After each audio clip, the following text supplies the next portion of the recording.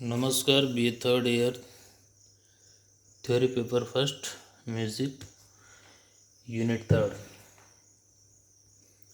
Topic है ख्याल गायकी। तो आज ख्याल गायकी के बारे में जानेंगे। जैसे ध्रुपद मात्राना, तो ये उत्तर भारतीय गायन शैलियाँ हैं शास्त्रीय। तो उनमें से ख्याल गायकी भी एक है। तो ख्याल गायन शैली आधुनिक समय की सबसे लोकप्रिय गायन शैली है। ख्याल शब्द फारसी भाषा का शब्द है जिसका अर्थ है विचार या कल्पना। विचार या कल्पना करना ख्याल का अर्थ है, जो फारसी भाषा का शब्द है। कुछ विद्वान ख्याल का अर्थ स्वेच्छाचार भी मानते हैं, अर्थात स्वेच्छा से आचरण करने वाला गायन शैली। तो हम कह सकते हैं कि राग के नियमों का पालन करते हुए अपनी कल्पना इच्छा के अनुसार विविध प्रकार से राग के स्वरूप का वर्णन तथा विस्तार करना एक ख्याल है। ये गीत शैली कब आरंभ हुई, इसके विषय में कई मत प्राप्त होते हैं। तो उनमें से एक मत के अनुसार ख्याल शैली का आविष्कार अमीर खुसरो ने किया था, जो 13वीं शताब्दी का लगभग ये फारस से भारत आया था। ये विदेशी विद्वान है। तो ख्याल गायकी शैली कुछ विद्वान अमीर खुसरो को ही मानते हैं, लेकिन 13वीं शताब्दी और उसके समकक्ष जितने भी ग्रंथ उनको देखने से पता चलता है कि उस समय कव्वाली, तो जो कव्वाली भी एक गायन शैली है, तो ऐसी गायन शैली तो प्रचार में थी, पर ख्याल का कहीं नाम नहीं मिलता। तो तत्कालीन ग्रंथों में ख्याल का कहीं जिक्र नहीं है। तो इस मत को भी सर्व सम्मति नहीं मिल पाई।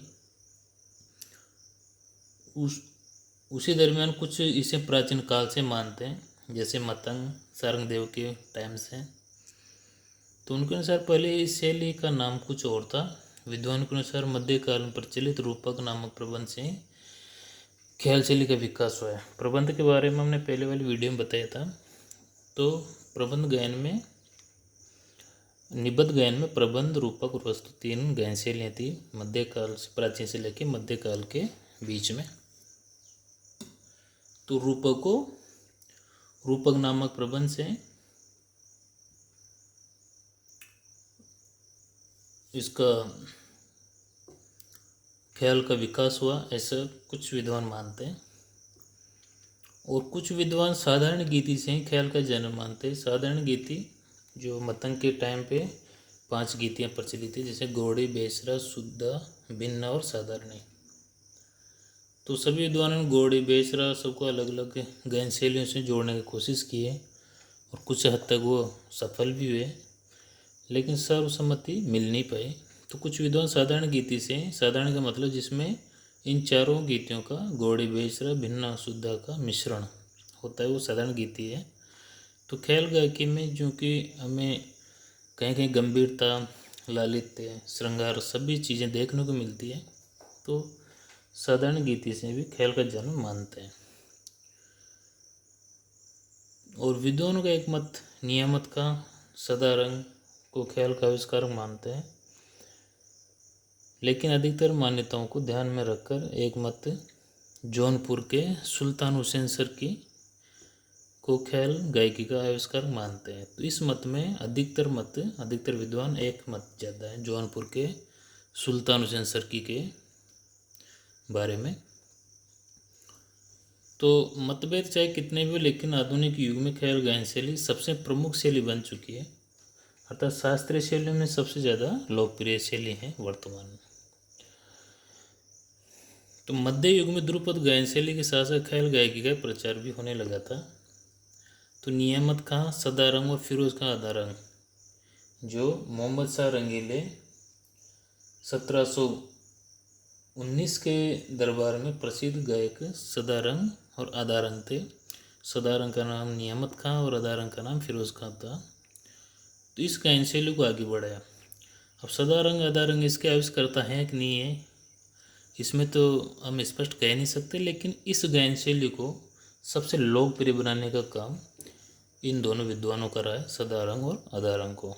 और इन्हीं दोनों विद्वानों के कारण हम मान सकते हैं कि इन्होंने ख्याल शैली को इतना प्रचलित, इतना प्रसिद्ध कर दिया कि ध्रुपद गायन शैली धीरे धीरे अपना अस्तित्व खोने के कगार पे आ चुकी थी। तो ख्याल गायन शैली की काव्य की भाषा हिंदी, उर्दू, ब्रिजभाषा, भोजपुरी या अन्य भाषा होती है। ख्याल गायकी में पहले थोड़ा सा रागवाचक आलाप किया जाता है, अर्थात राग का मुख्य अंग आलाप के रूप में गाया जाता है। आलाप के बाद बड़ा ख्याल गाया जाता है। ये विलंबित लय में होता है, जिसे अधिकतर तीन ताल, एक ताल, झप ताल, तिलवाड़ा, रूपक आदि तालों में बजाया जाता है। तो बड़ा ख्याल के कंप्लीट होने के बाद छोटा ख्याल गाया जाता है, जो मध्य लय से द्रुत लय में गाया बजाया जाता है।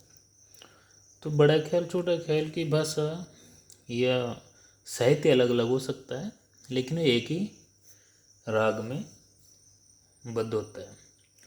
छोटा ख्याल भी तीन ताल, एक ताल, रूपक या जप ताल, द्रुत लय, मध्य या द्रुत लय में बड़ा ख्याल गाने के बाद ही शुरू किया जाता है। तो ख्याल गायकी में राग के लक्षणों के अतिरिक्त कर्ण, मीड़, गमक आदि का प्रयोग होता है। बीच बीच में आलाप के छोटे टुकड़े, ताने, बोल तान आदि का प्रयोग गायक अपनी इच्छा के अनुसार करता है। तो इसमें अधिकतर कलाकारी अपनी कार्य कुशलता, अपने ज्ञान का प्रदर्शित करने का, अपनी मेहनत को लोगों के सामने प्रदर्शित करने का मौका अधिक होता है, चांस अधिक होता है, इसलिए गायकी ज़्यादा लोकप्रिय हुई वर्तमान काल में। काव्य, लय, स्वर आदि के संयोग से ख्याल गायकी आधुनिक काल की प्रसिद्ध शैली है और ख्याल गायन की संगत तबले पर की जाती है। ख्याल गायन की एक विशेषता है कि इसकी संगत तबला जो अवनद वाद्य है उस पर की जाती है। तो आज की वीडियो में इतना ही। धन्यवाद।